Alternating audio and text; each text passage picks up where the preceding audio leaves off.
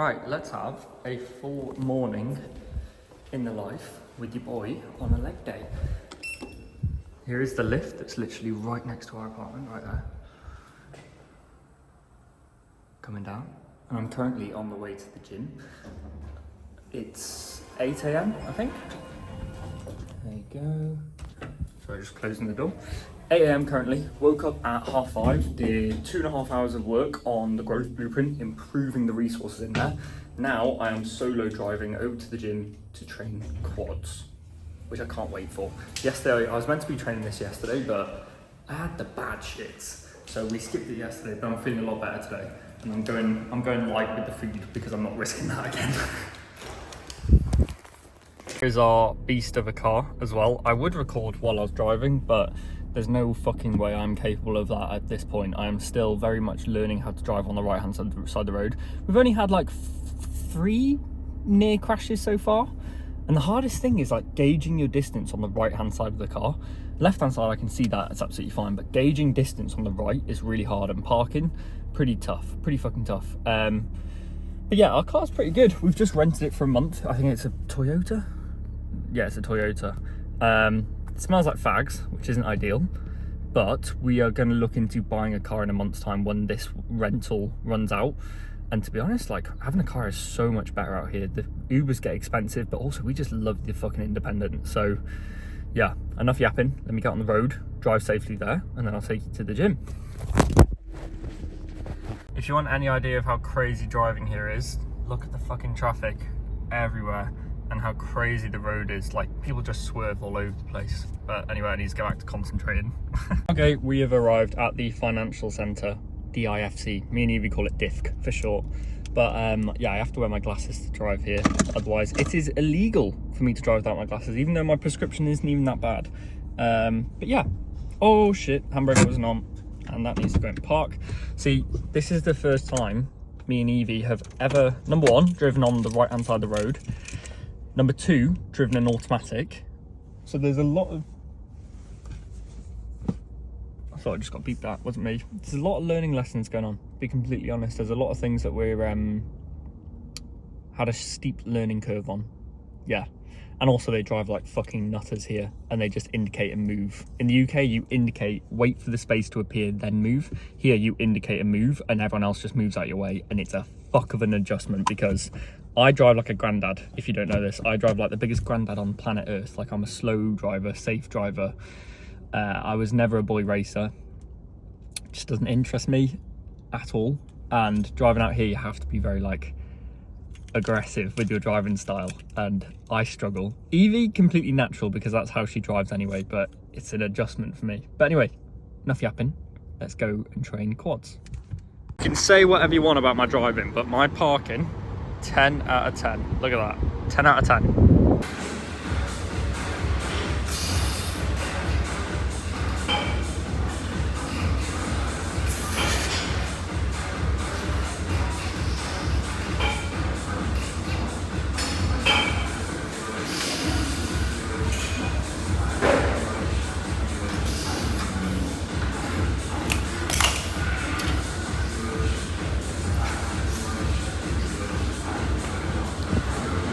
Fun fact, this is actually a week later after that final leg day that you've just seen, because I fell ill for a couple of days after that. I had the shits the day before, came back from the gym, I was absolutely fine.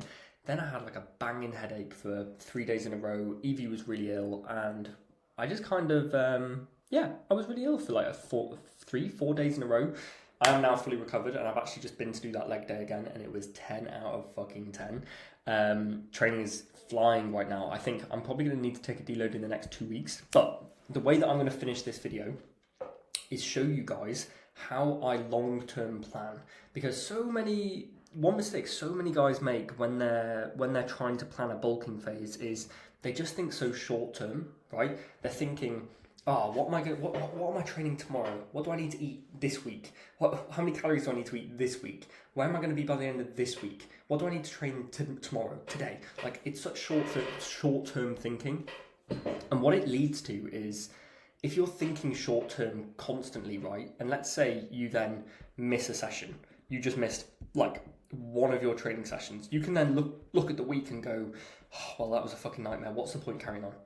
Because you're not thinking longer term, you haven't got everything planned out for like the next 2 years, you're not excited, you're not clear on where you're actually going, you don't have vision, right? You don't feel like there is a wider plan in place that you are following that is going to get you to your end goal, regardless of how this week's gone. But if you do have that plan in place, and I'm going to show you how I've made my plan up here, if you do have that in place, you feel like no matter what happens this week, it's all a part of this bigger plan. It's all a part of this bigger process, which is going to lead to you getting to where you want to get to, right? So for example, this is my long-term bulking planner. And I put this attached to every single spreadsheet where somebody has all of their weekly data on this one. This is always attached, and this is your long-term planner. So this is pretty much estimating where your body weight is going to go in the next 2-3 years, what phases you're going to go through. So bulking phases, cutting phases, mini cutting phases, maintenance phases, all with a purpose, right? And it's so that you can actually plan out how long your bulking phases are going to be, when you're going to transition into a cut, when you're going to do a competition prep, a bodybuilding prep, and also planning backwards from there. Because most people, the biggest mistake people make when they're trying to set up for a competition phase is they do not leave themselves long enough. They get like 4 months out and they go, oh, maybe I should start cutting now. You're way too late. You have to be thinking about this like a year before, 2 years before. When I did my first prep, I knew that I was going to be stepping on stage on that date 2 years before. I knew that I was going to be on that stage on that day in 2 years' time. Okay, you've got to think that far ahead. Otherwise, you're always going to turn up unprepared. You are always going to turn up unprepared. So this is me now. And there's 2 reasons I do this. Number one, so that I don't ever turn up unprepared for a bodybuilding show, so that I'm always ready and I've planned things out in the future. Number 2, to increase my motivation in the short term, right?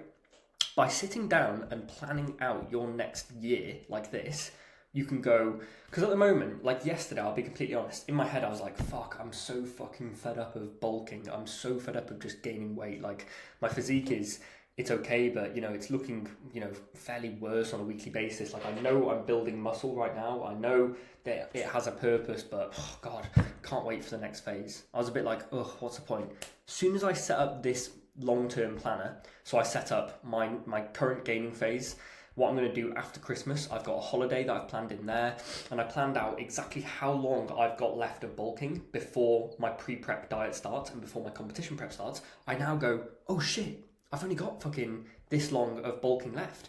I've got to build all of my muscle ready for the next time that I get on stage in this period here. I don't have that long. And it creates urgency. It creates shit. I need to bring up those weaker body parts. So for example, if I'm looking at my physique now and I'm going, oh shit, my calves really need to grow, my quads really, really need to grow.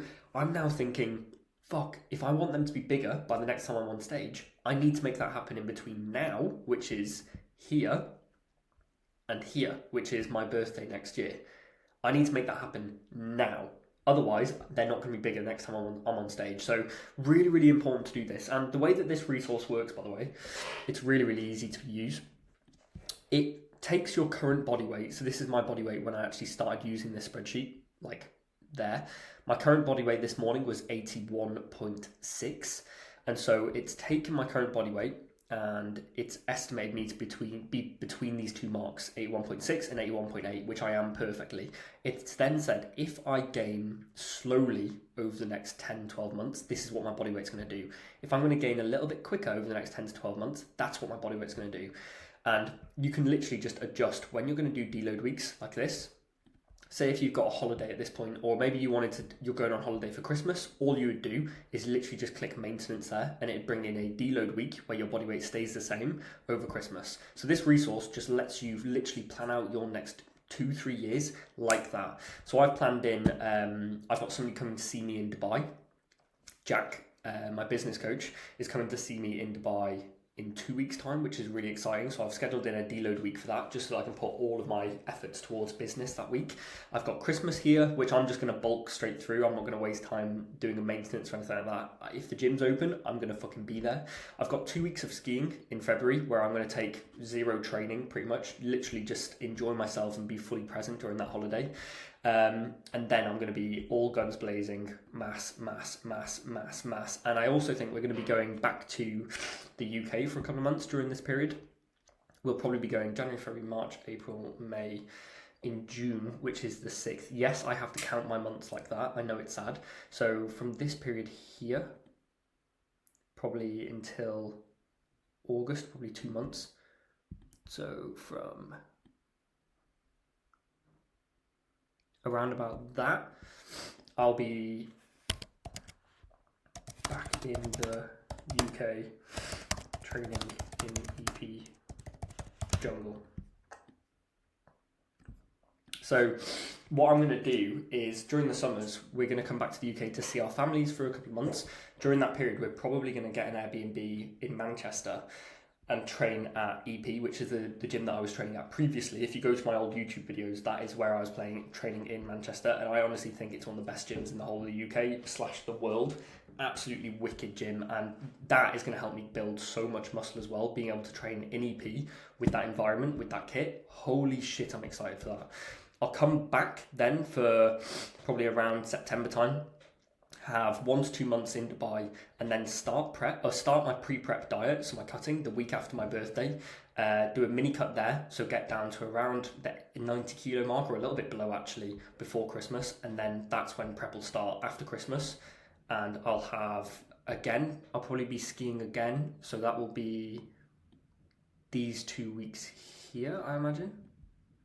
Actually, these 2 weeks here will be skiing, and cutting while skiing is amazing because I lose weight on any holiday anyway. That's the benefit of being a skinny guy a skinny guy cutting. It's the easiest fucking job in the world to go on holiday and come back lighter. It's what we do every time anyway, and that's when prep will start. So prep here, I'm leaving myself so much fucking time. This isn't like a set in stone plan, but it is like what it's probably going to look like, right? I like longer prepping phases where I've got a lot of time to be super lean. I'm not rushing to get to stage. I'm not doing it in like 20 weeks and trying to drop the hammer. I want to give myself the most possible time I can so that I can actually start eating up at the end as well and increasing my calories and actually coming back to life a little bit after a really hard pushing phase. So I haven't planned out exactly the shows that I'm going to be doing in 2026, but I've got a general idea of the dates, and I know that it's probably going to be in between this period here-ish.